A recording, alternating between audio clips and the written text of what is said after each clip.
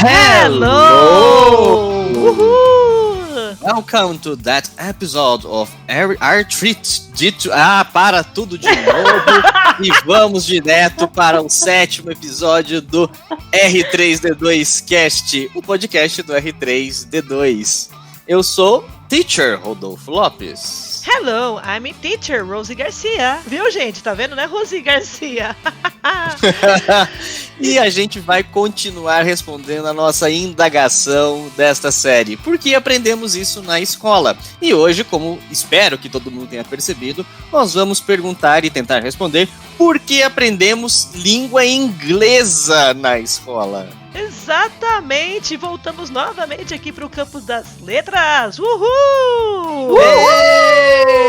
Fogos! Pum, pum, pum, pum, pum, pum. Antes eu vou lembrar vocês, né, para nos visitar lá no nosso canal no youtube.com/c/projeto R3D2 e no Face e no Instagram no @projeto.r3d2 para nos acompanhar as nossas lives, os nossos outros diálogos, os nossos outros vídeos aí que... Opa, peraí, não posso falar sobre isso que ainda vai ser novidade. Opa, segura aí, faz de conta que vocês não ouviram essa informação, para poder acompanhar nossas dicas, nossas efemérides, né, gente?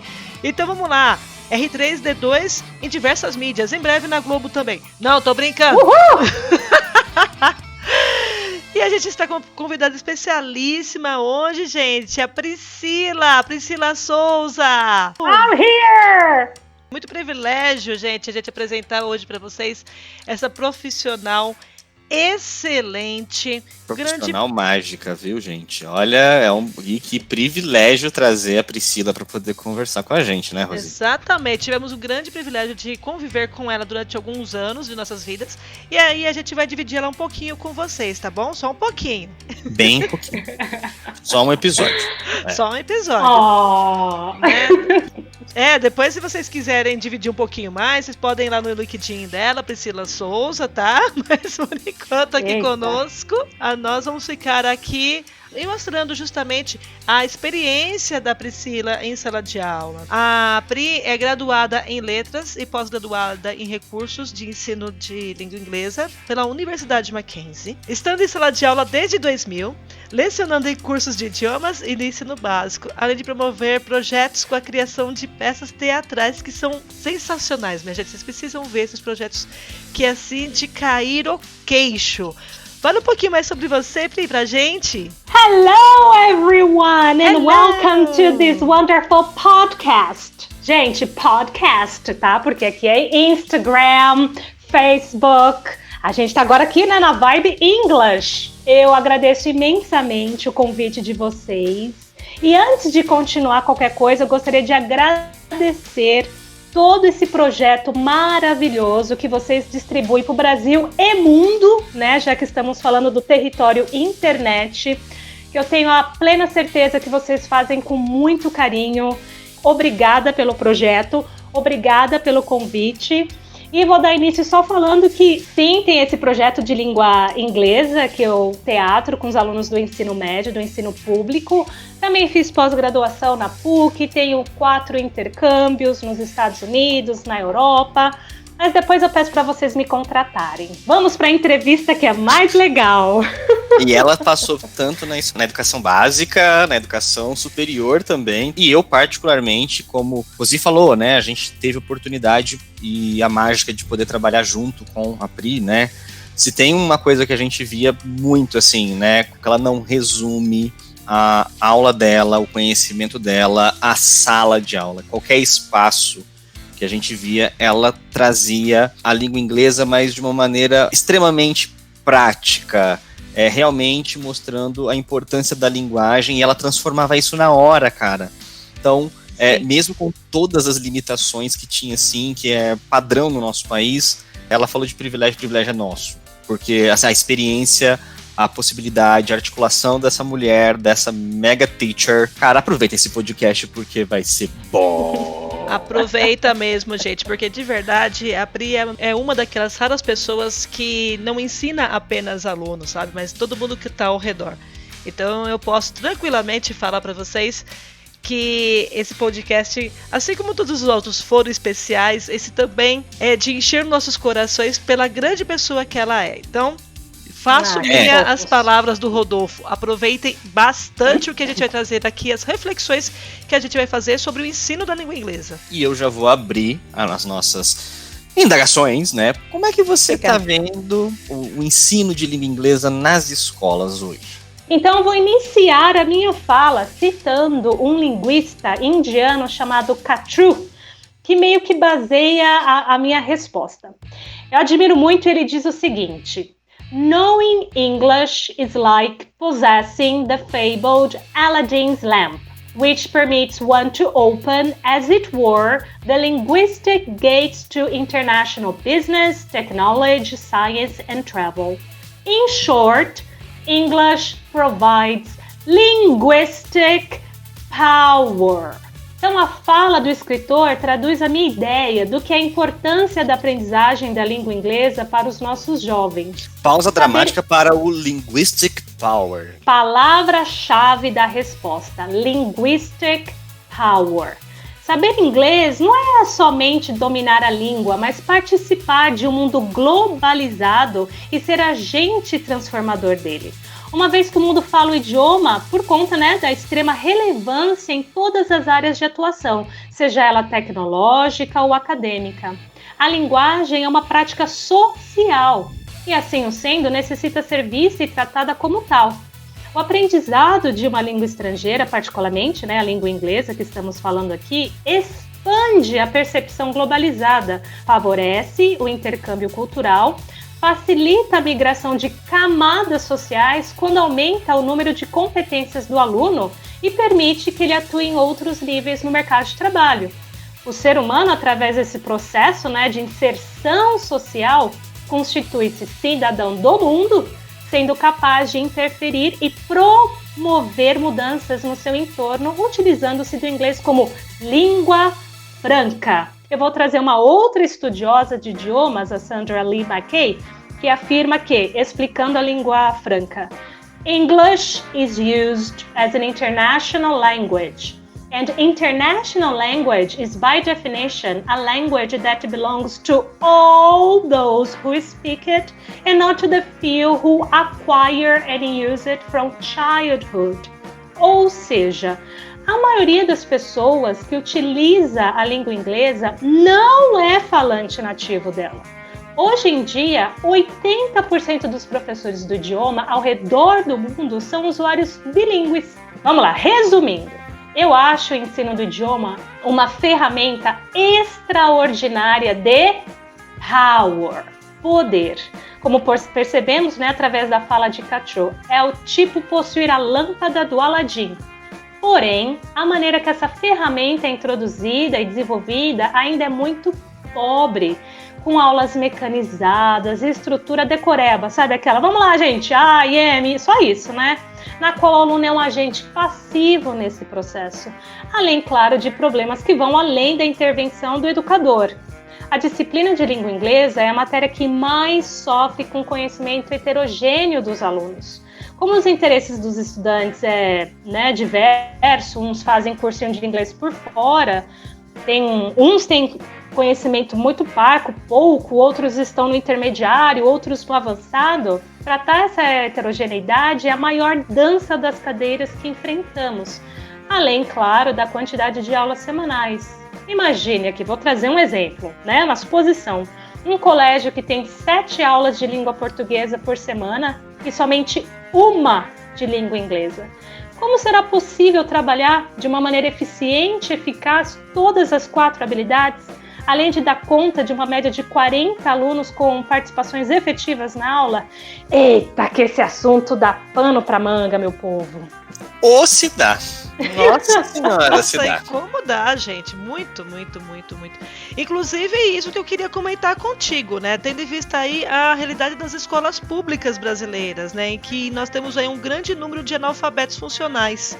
Então, além dessa realidade que você comentou, dos currículos ser muito diversos, algumas escolas que acabam priorizando algumas disciplinas a outras, nós temos ainda essa questão do número de analfabetos funcionais aqui. Como você encara o ensino da disciplina nesse contexto? Eu vou trazer o meu ponto de vista como professora atuante no ensino público, né? Fui professora do ensino público durante 10 anos. Então, quando pensamos em aula de língua estrangeira em uma escola pública, a primeira ideia que surge é a explicação do verbo... To be! Não, verbo to O famoso to be, para os mais avançados e íntimos, to be. E aí a palavra que vem é esse estigma, né? Esse estigma que acompanha a definição desse componente há anos nas escolas públicas. E são inúmeros os motivos pelos quais muitos educadores não conseguem avançar no ensino de língua inglesa. A grande maioria vai para a sala de aula despreparado, não somente pela possível má formação, mas também por não prepararem o conhecimento que será mediado durante a aula. Muitos, para que não tenham atrito, né, com os alunos, propõem traduções de textos. E nisso se resume a aula. É urgente a necessidade de mudança nessa maneira de apresentar a língua inglesa para os discentes. Grande parte dos estudantes não aprecia a língua estrangeira exatamente porque muitos professores fizeram dela objeto de ódio, uma vez que a finalidade é somente a tradução, e não o domínio com o intuito de transformação social. O aluno precisa fazer parte do processo de ensino-aprendizagem. É muito Paulo Freire aqui, né? Construir conhecimento e não ser um tradutor de texto. E aí, eu vou trazer aqui embasamento científico que eu embasava para preparar as minhas aulas. O PCN, que é o Parâmetro Curriculares Nacionais, especificamente de língua inglesa, diz que o aluno é um ser cognitivo, afetivo, emotivo e criativo. Você, aluninho, que está aí do outro lado dessa transmissão, ouvindo este maravilhoso podcast, você é tudo isso. E que o foco da aprendizagem esteja mais no significado e na relevância da atividade para o aluno do que no conhecimento sistêmico envolvido. Então, trazendo aqui para a realidade sala de aula, o que nós deveríamos priorizar em educação pública é a leitura, pois ela atende, por um lado, às necessidades da educação formal e, por outro lado, é a habilidade que o aluno pode usar no seu contexto sócio-imediato. Além disso, a aprendizagem de leitura em língua estrangeira pode ajudar o desenvolvimento integral do letramento do aluno. O que você acha disso, Rosi? Eu acho sensacional. Esse é o mundo perfeito, né? Porque a leitura tem função primordial na escola e aprender a ler em outra língua pode colaborar no desempenho do aluno como leitor em sua língua materna. Eu aprendi direct speech ou direct speech, ambas pronúncias corretas, ou reported speech, primeiro em língua inglesa, para depois, que é discurso direto e indireto, para depois aprender em língua portuguesa. E foi fantástico, porque eu aprendi bonitinho em inglês e depois eu apliquei em língua portuguesa. Ou seja, essa junção, né, de conhecimentos é fantástica. Indo além, deve-se considerar também o fato de que as condições na sala de aula da maioria das escolas brasileiras, carga horária reduzida, classes superlotadas, pouco domínio das habilidades orais por parte da maioria dos professores. Uma grande parte dos professores que lecionam nas escolas públicas não tem o domínio de uma forma mais avançada da língua inglesa. O material didático, né, que é reduzido a giz e livro. Então, essas ações podem inviabilizar o ensino das 4 habilidades comunicativas, né? Então, uma sala que tem 40 alunos, como que você vai fazer speaking, reading, listening, writing? Não dá. Assim, o foco na leitura pode ser justificado pela função social das línguas estrangeiras no país e também pelos objetivos realizáveis, ou seja, o que dá para ser feito, né? Tendo em vista as condições existentes. Portanto, esse era o meu foco quando eu lecionava na escola pública. Transformar os educandos em pessoas competentes em compreender a língua através principalmente da leitura. Creio também que a aprendizagem está muito relacionada à arte, né, Rosi? Você até mencionou o projeto que eu tinha na escola, porque era uma coisa muito mais leve para trazer o idioma para perto dos alunos, porque eles interpretavam filmes ou musicais. Era um projeto gigantesco que durava o ano inteiro, muito lúdico, né? Porque é lúdico trabalhar com música, com arte, com interpretação. E esse projeto era apresentado na Fábrica de Cultura. E aí, mais uma coisa que vocês, ouvintes, podem usufruir e devem se apropriar deste espaço chamado Fábrica de Cultura. Tem Fábrica de Cultura no Belém, no Aricanduva, na Sapopemba. Aí você vai procurar um mais próximo da sua casa. E tudo isso na cidade de São Paulo, né? Deixando bem claro, né, gente? Exatamente. É um podcast que chega pro mundo, já que estamos na internet, mas isso especificamente para a cidade de São Paulo. E lá vocês podem fazer aula de canto, instrumentos, capoeira. É uma maravilha, eu morro de orgulho desse projeto. Mas, resumindo, portanto, acredito que lecionar no contexto do ensino público é ter a possibilidade de aumentar a autopercepção do aluno como ser humano e como cidadão, adequando essa aprendizagem às condições existentes no universo escolar, através da leitura. Então, eu acho que é basicamente essa maneira que eu vislumbrava a melhor compreensão do idioma através de uma leitura eficiente. Na verdade, a gente tem muita ciência de que o inglês está presente na nossa cultura. A nossa cultura está rodeada de elementos em língua inglesa, sobretudo nos Estados Unidos, mas língua inglesa em si. Aí a pergunta direta mesmo, até que ponto você acha que esse contato todo com mídia em língua inglesa é positivo para as aulas de língua inglesa? A inserção da cultura norte-americana, ela é global. Há lugares que em maior medida, outros nem tanto. Principalmente aqueles que ainda é bastante protetor da sua cultura local e um pouco mais fechado, né, para essa visão globalizada do capital. Vejam, no Laos, país que eu morei durante um mês, não há nenhuma franquia norte-americana, então não existe McDonald's ou Starbucks. Não, você não vai comer Big Mac, você não vai comer nem fast food, tá? Porque eles não vai achar lá não, lá é muito local. Eles priorizam e eles guardam mesmo essa questão bem forte do nosso, do que é nosso, do que nós produzimos. E não... Também influência do socialismo, né? Exatamente. Lá, o Vietnã... Exatamente. O Vietnã você ainda vai encontrar para o país. Mas bem, voltando, né, ao ponto forte da questão, que é o Brasil, eu acho extremamente enriquecedor para as aulas de língua inglesa termos essa possibilidade de trabalhar com realia. E o que é isso? É um termo que utilizamos em inglês para nos referir a materiais autênticos, sem edição, ou seja, sem fins pedagógicos, tipo filme, música, literatura. Quem fez esse tipo de instrumento não pensou, nossa, vou preparar isso para a sala de aula. Não, então é material autêntico, maravilhoso. E hoje em dia, para não ter contato com a língua inglesa, seria um desafio, né? Você liga o rádio, tá tocando inglês.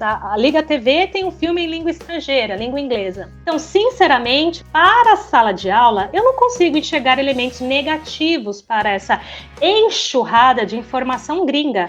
Só precisamos ter cuidado para não monopolizar a região, né? Porque muitas pessoas resumem inglês a Estados Unidos. Mas a gente vai além, né? Podemos falar de Canadá, Reino Unido. Aliás, aqui propaganda merchan, que eu não tô ganhando nada. Assistam Afterlife. Gente, façam um favor para si. Cheio de cheers, com sotaque britânico maravilhoso. Vocês não vão se arrepender. Além do British, tem o inglês africano, australiano, neozelandês, cheio de sotaques e gírias próprias. Agora, para fora da sala de aula, eu vejo sim um problema dessa supervalorização da língua inglesa.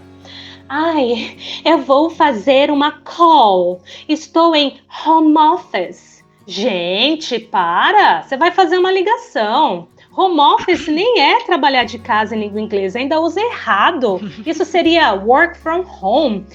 Então, vem cá, cuddle. Que cuddle o quê? Cafuné. Olha que palavra linda em língua portuguesa. É tão fofo, né? Cafuné é uma palavrinha tão fofa. Exatamente. Vem fazer o que? Cuddle o quê, rapaz? Seu cuddle pra lá, vem fazer um cafuné nessa cabeça. Não. Então, assim, eu tenho essa crítica sobre a supervalorização da língua inglesa para além da sala de aula, né? Então, fora do contexto sala de aula.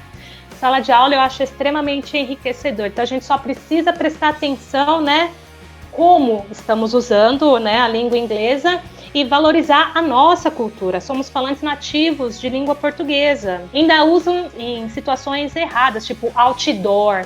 Gente, que outdoor o quê? Primeiro que é outdoor, segundo que nem é outdoor, é billboard, né? Então usa português. E uma coisa que a gente observa, assim, né, pensando no Brasil em meio à América Latina, tem algum termo novo que sai na mídia mesmo, né, em língua inglesa, rapidamente os países de língua espanhola na América Latina levam para o espanhol, ou traduzem. Não, em português, às vezes, de Portugal também. Eles radicalizam, né? Eles radicalizam. O mouse é o rato. Então, e aqui não, a gente fica adotando, né, a gente incorpora a palavra de língua inglesa, né, de uma maneira... muito natural.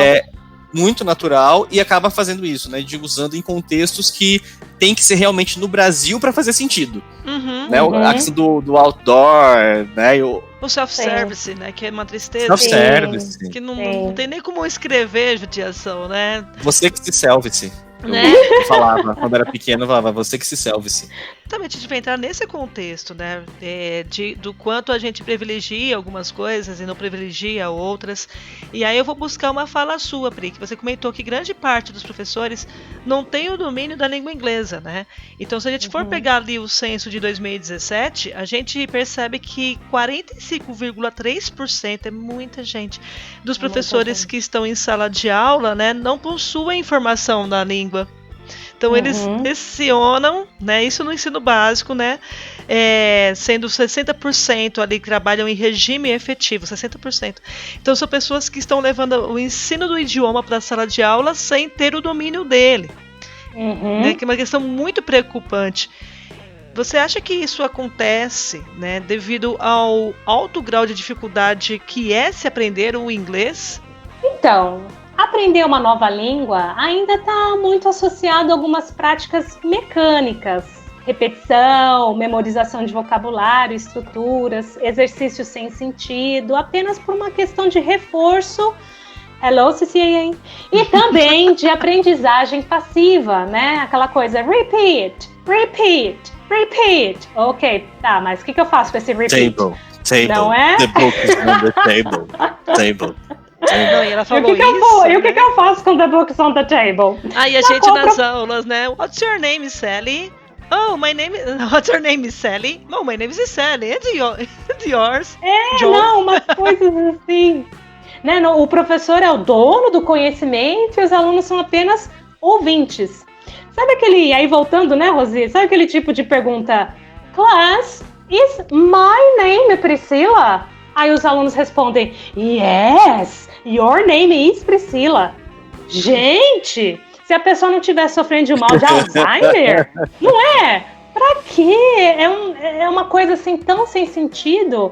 Se não tiver com problema de memória, pra que esse tipo de pergunta?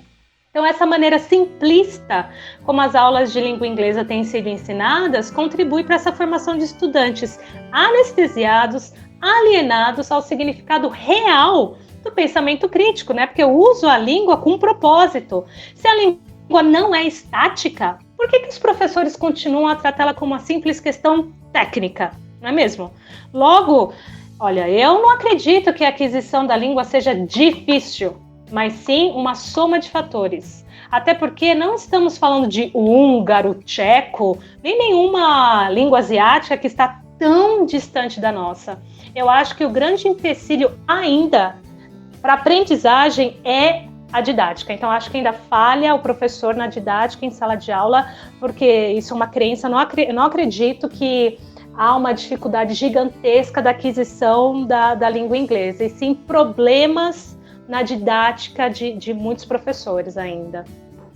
Já que pegou a didática também, Pri, a respeito dessa questão também um pouquinho ligado com o que a Rosi falou, do mercado de trabalho. Esse pessoal, né, que vai viajar, às vezes faz um intercâmbio mesmo para poder aprender a língua, mas não aprende a didática.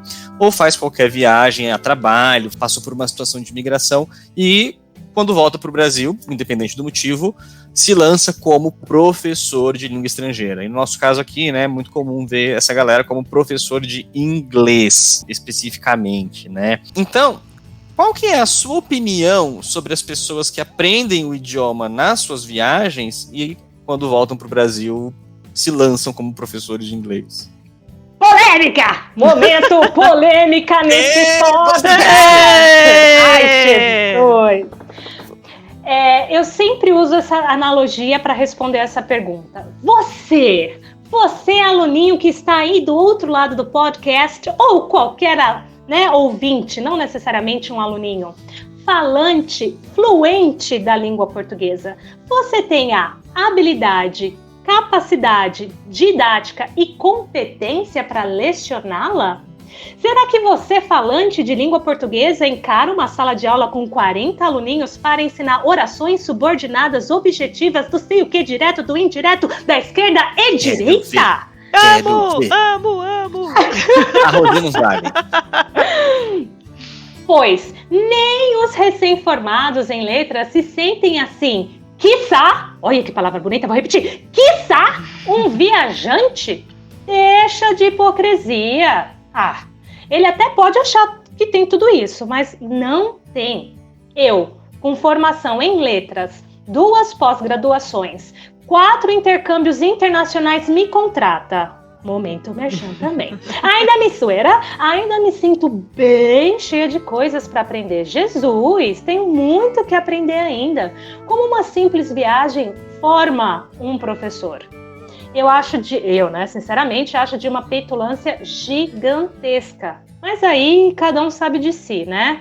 Minha opinião é que há necessidade de formação para atuar. Vai fazer licenciatura. Citando o professor Oeiras, ele diz que nós, somos aqui 3, né, educadores, não devemos nos preocupar apenas com o ensino da língua estrangeira, aí trazendo para o meu lado, mas dar aos estudantes ferramentas para que com ela eles construam novas formas de conhecimento.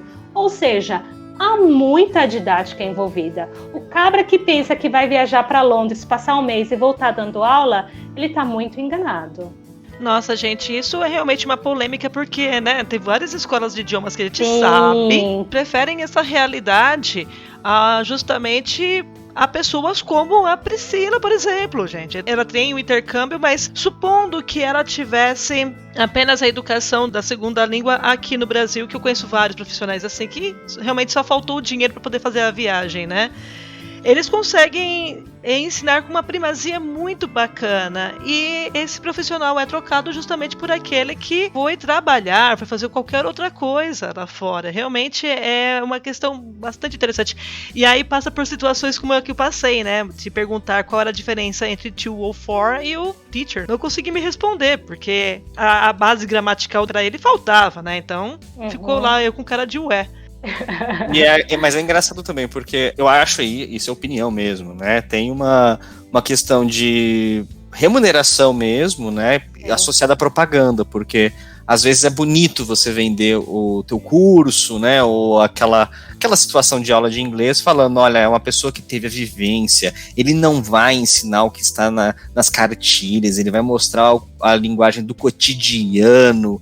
E como ele não tem, né, a licenciatura, ele não está sujeito a ditames de leis, né, que em tese deveriam proteger o professor que tem formação para isso, para poder ter suas garantias profissionais, né? E então, além da questão didática, então é assim, unir o útil ao agradável em termos de venda. Mas quem é formado por isso, né, nesse processo, às vezes não percebe a lacuna que fica aí e o mico que pode pagar.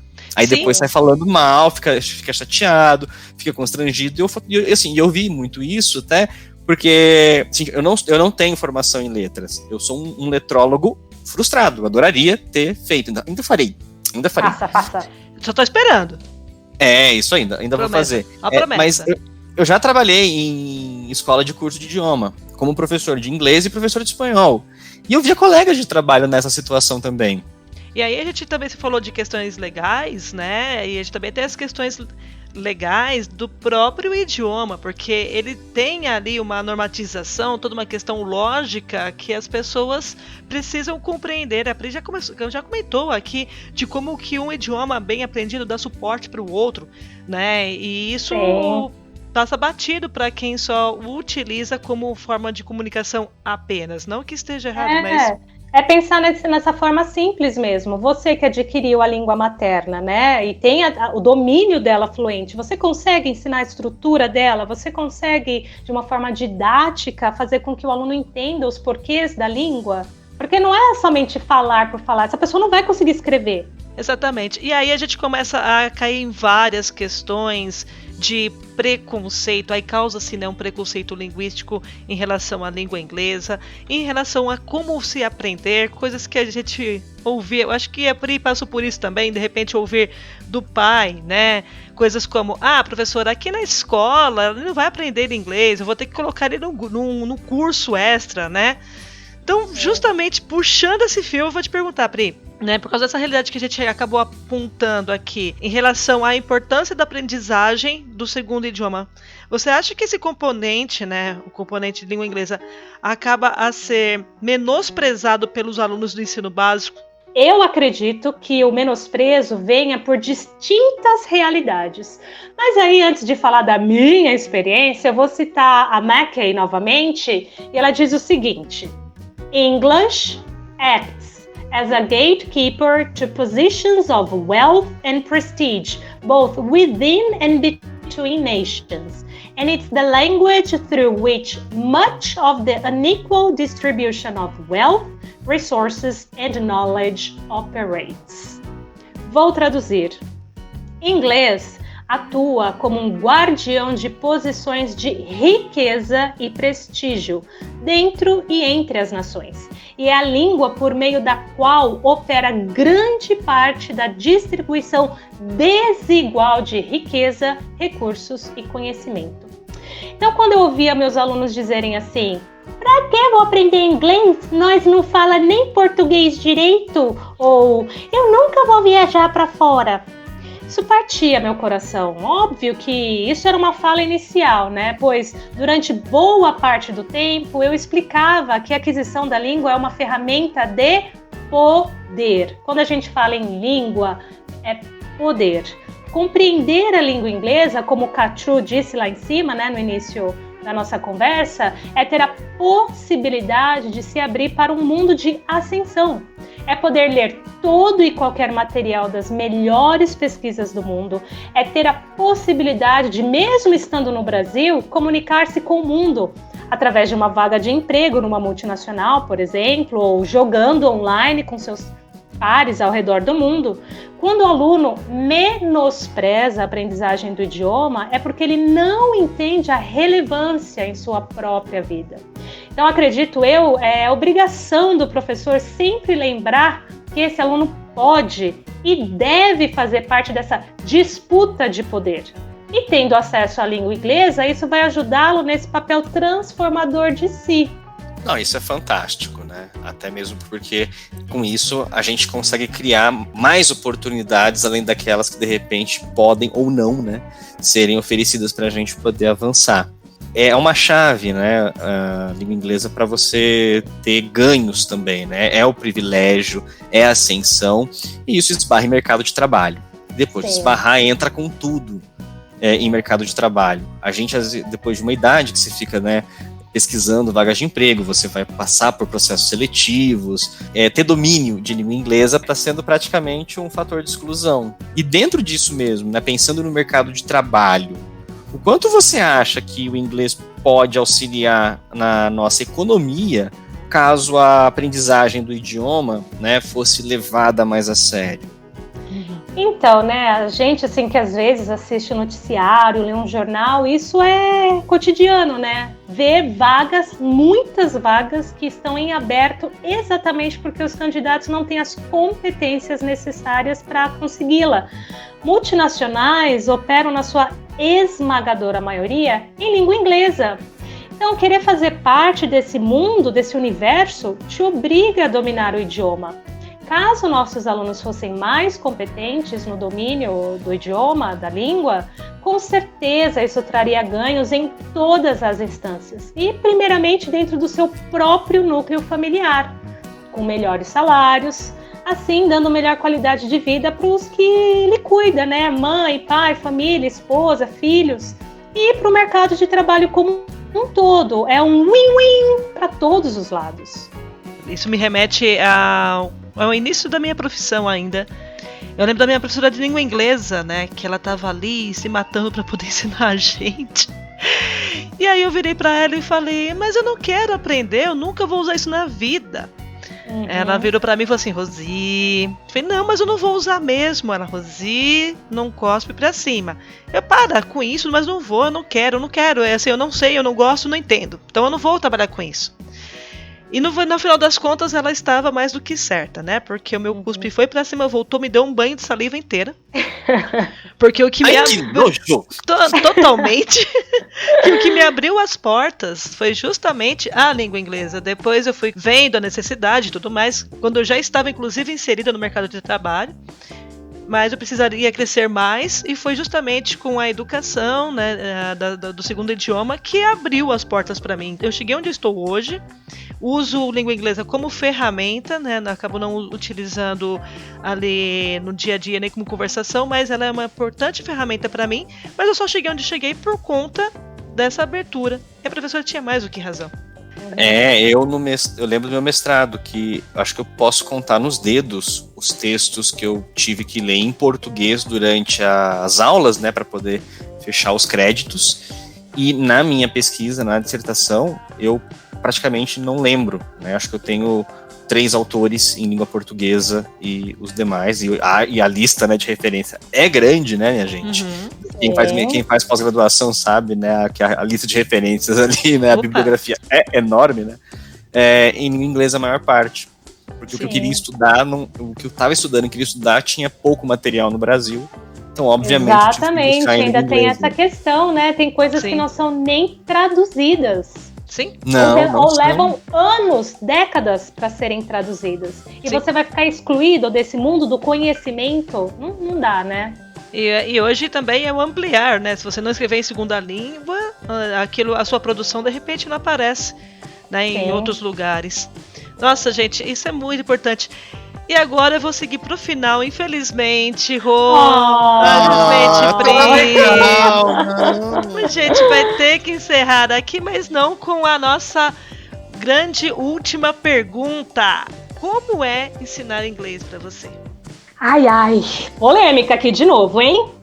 Olha, pra mim, agora não é polêmica, sério, agora é legal. Sério, é porque quem está na docência vai entender.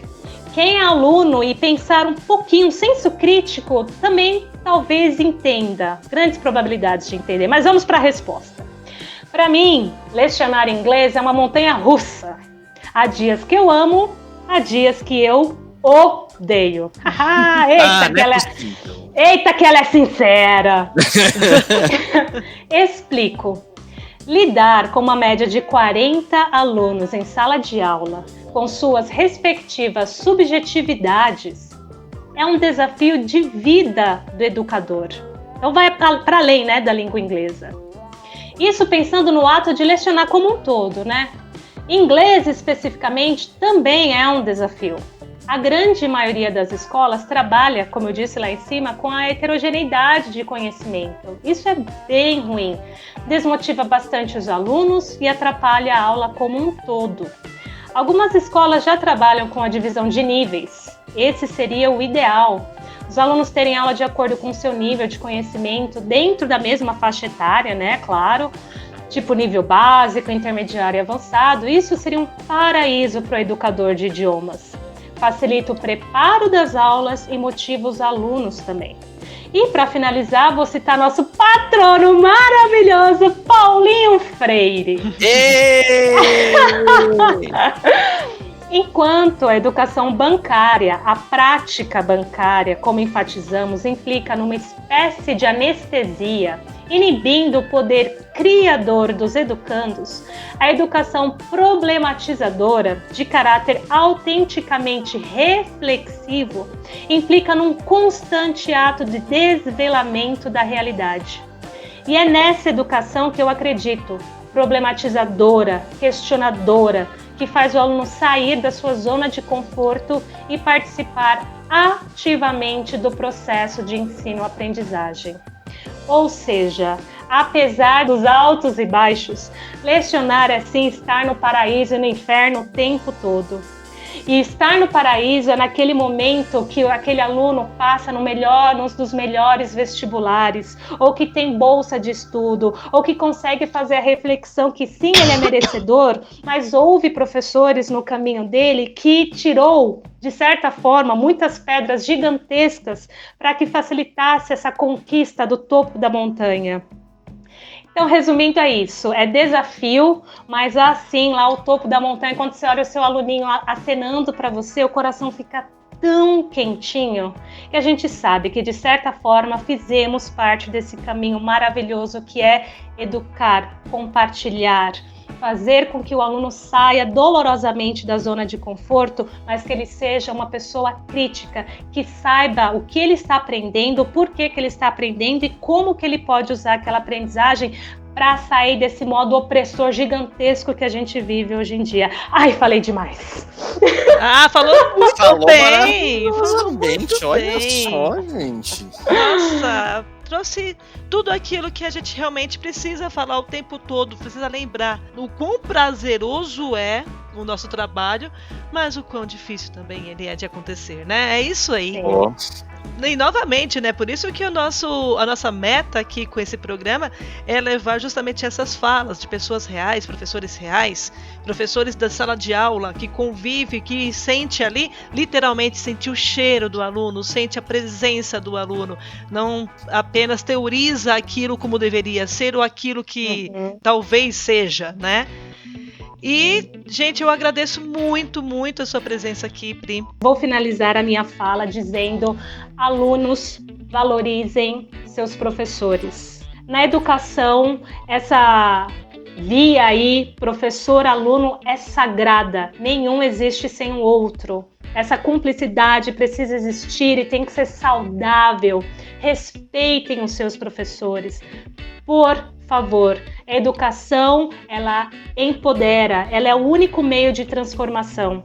Só que você que tem que se transformar, como o Freirinho dizia, né?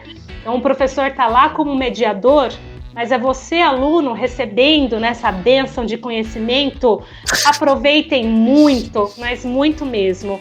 Agradeço ambos por esse projeto maravilhoso. Vocês são fantásticos. E vocês que estão ouvindo, muito obrigada por ter ouvido. Se inscrevam no canal, deem muito like, muito comentário, tá? Porque esses dois merecem tudo de melhor que vocês que estão aí do lado podem proporcionar, que é exatamente isso. Uma curtida, uma inscrição, um elogio, um comentário, não sei. Mas façam, mostrem que vocês estão aí do outro lado e incentive esses dois maravilhosos a simplesmente continuar.